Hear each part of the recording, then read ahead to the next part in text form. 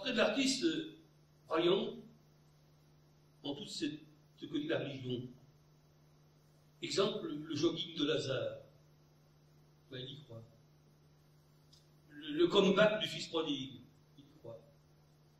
Lucifer qui prend une gabelle et David qui fiche une tatouille à Goldorak. Il y croit. Judas qui postillonne et crache dans la soupe aux lentilles. Il y croit.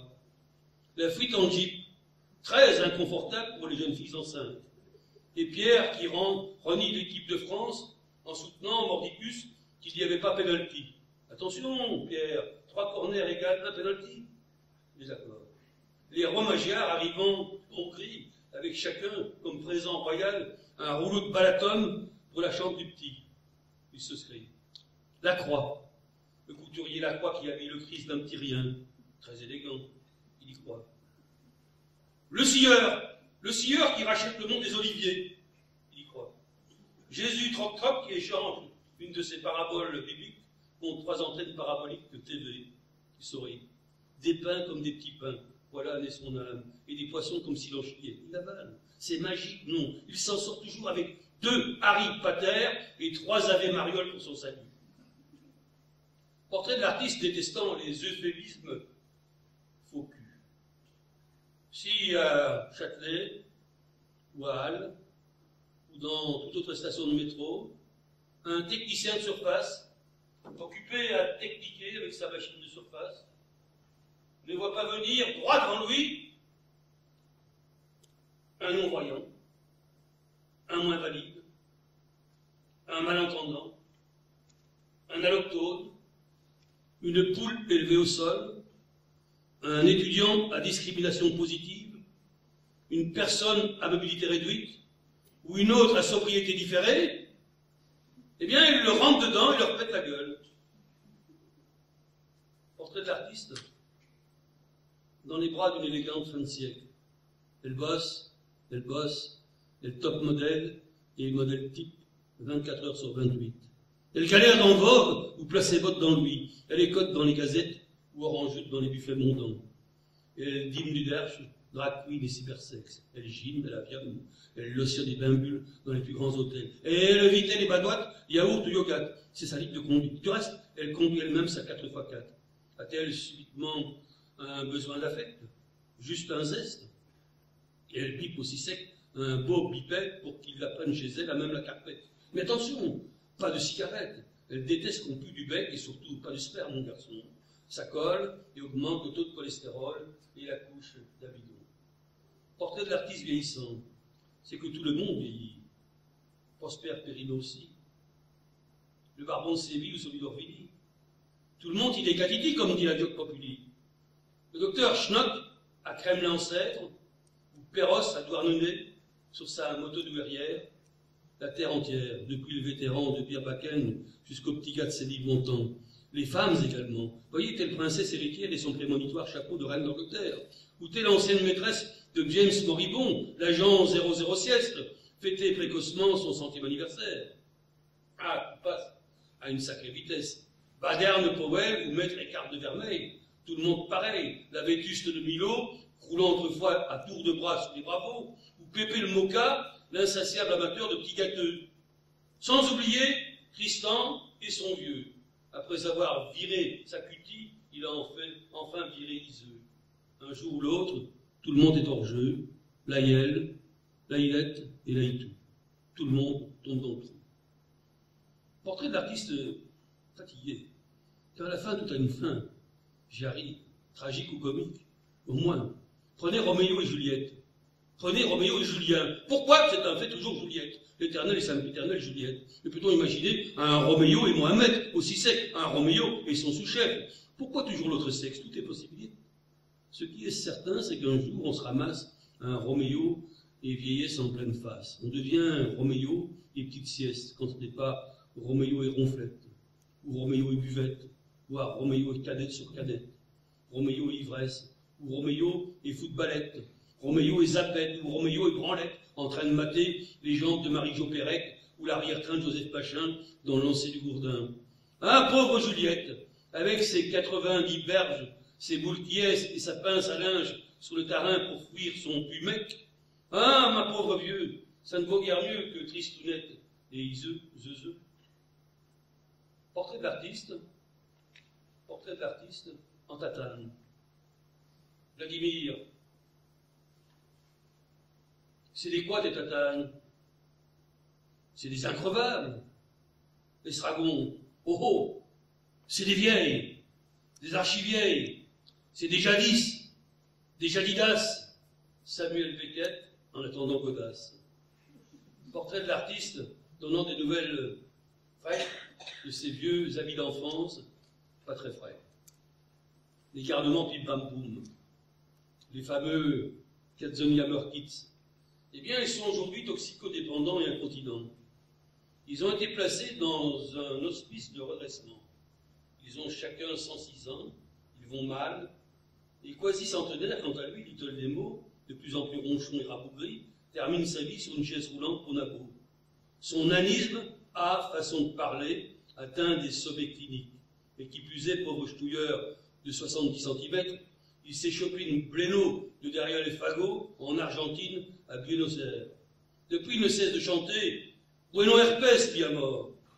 Mickey, lui, c'est l'arthrose, à forte dose. L'arthrose par ses naissances tissulaires. Une merde pas possible. Et Mimi, sa compagne, 73 berges également, est curiste à demeure fixe au terme de Luxeuil-les-Pins en Haute-Saône, où elle soigne ses périphébites et ses ulcères variqueux.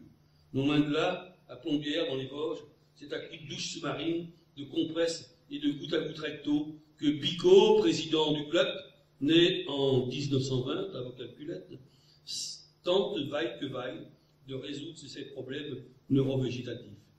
Les autres ne vont guère mieux, qu'ils soient septua, sexa ou quinca, c'est la cata. Leur état de santé souffle tantôt le froid, tantôt le glacé. Luculic, plus que jamais l'Oxone, comme personne, chevauche toutes les nuits son Harley Parkinson.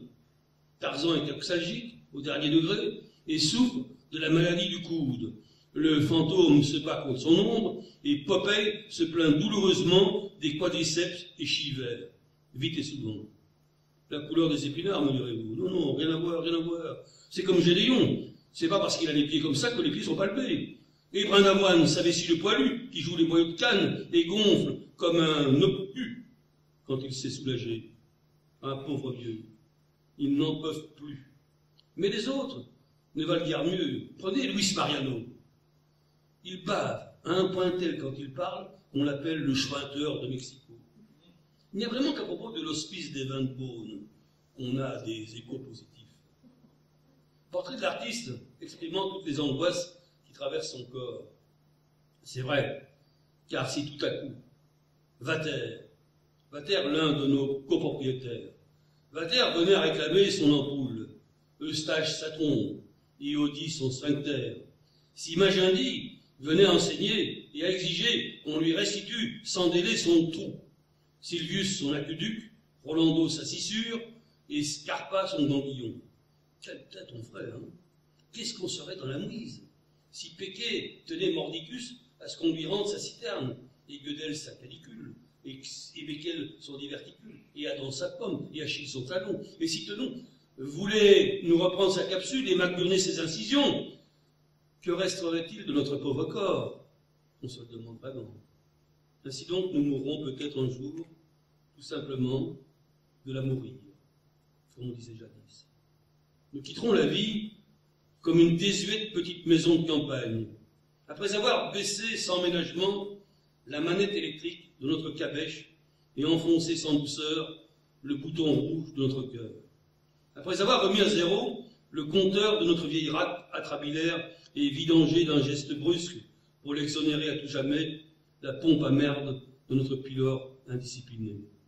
Après avoir débranché la fiche mâle de notre QI, désormais inutile, ou arraché les fils qui nous reliaient mentalement encore à quelques moutons célestes qui pécati et autres prêchi-prêcha. Non, rien de tout ça. Ni entume, ni légumes, ni posthume. Ni futur, ni foutaise. Pire peut-être. Ni mieux, ni net. Portrait de l'artiste, se demandant s'il s'agit bien de poésie. Poésie, tout ça. La grande poésie, celle qui doit toujours avoir l'air un peu ridicule. Et oui, la grande poésie doit toujours avoir l'air un peu ridicule. Enfin, comme les lettres d'amour. Comme disait pour les anonymes, comme pour celle Florida Neyman, Fernando Pessoa, monsieur personne en personne. Et elle doit toujours être courte et bonne. Relisez Saint John. Saint John avec sur le sein droit l'air verlénien de la chanson d'automne. Eh bien quoi, Saint John fut-il une persona fort grata. Saint John berce mon cœur d'une longueur excessive et monotone. Ne trouvez-vous pas? Saint John merde. C'est comme larynx. Larynx des pommes.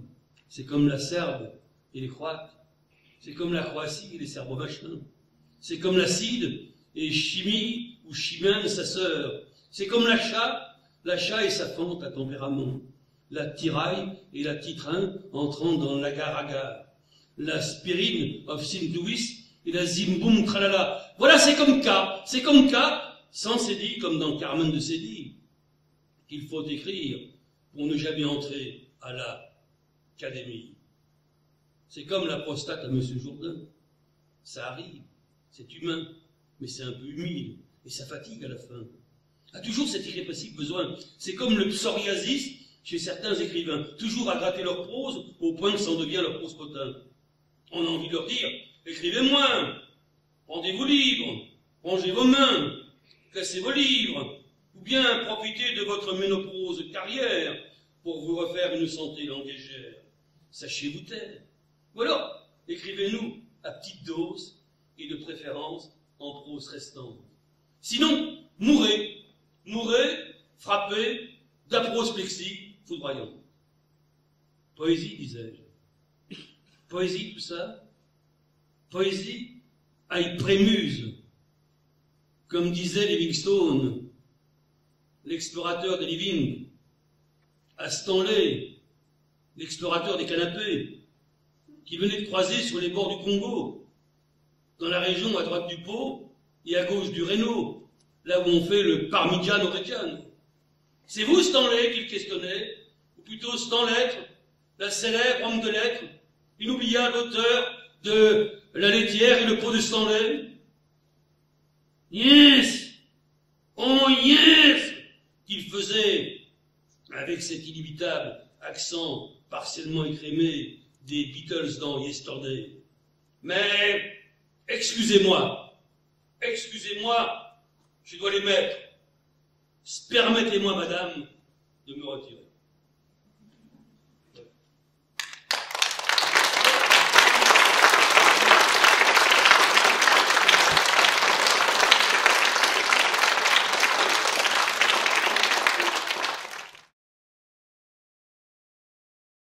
Au fond, Artaud a raison. C'est de la viande, la langue. De la viande puante. De la viande qu'on a au trou qu'on pense, qu'on a entre les jambes, au trou qu'on est, qu'on ne connaît pas, qu'on a, comme qui dirait, au cona, qu'on a caché entre nos deux genoux. C'est tout. C'est là. C'est à l'arraché. C'est au niveau des reliquois, au niveau des restants de touche et des restants de ragagna, là où ça fait embout, sans embâche ni embarras. En bas, au sang, au plus bas étage de la bouche qui fait ombrage, au fond du panier, là où ça fait tapon tata ou moignon couillé qui y va comme un damné. Rien d'autre en secoué. C'est pas pour parler, surtout pas, sauf au vide, et comme ça, en agaga, glagla, agaga, gaga de glossolalie, agaga de pétéchi ou de parkinsonie, glossolalia. C'est quelque chose comme ça. C'est comme de la bidoche à ras, la langue, de la bidoche bien pendante, au pas de la bidoche de beldoche, de la bidoche qu'on a au trou ad hoc pour bien puer, et bien penser à puer, pour bien puer par son puer péra de macabé nouveau-né, pour bien se décomposer avant que de commencer à écrire le moindre iota, bien à boucler avant que de composer quoi que ce soit, bien boucler, fermer sa grande gueule, bien pourrir de cette pourriture bien aimée, et voir sa queue hastile se putréfier. Et la voilà devenir, tout à coup, la grosse queue tuméfiée, faisandée, raquinée et boustifaillée par des hordes de piranhas de rabiamiou. Devenir la grosse queue à trous d'artorimbure. Devenir un tuf d'étron qui éructe par le trou qu'on défecte et qui est recte par le trou qu'on a tous d'anciennes fillettes, qu'on a tous comme con à viande violacée et qui schlingue sec par sa barbaque d'expobac, et qui schlag, cherche, et fouette, et ta, et tout le reste est tature. C'est vrai que ça, à fond. Rien d'autre en parler, c'est pas pour parler, c'est pas pour vide, comme ça, en agaza.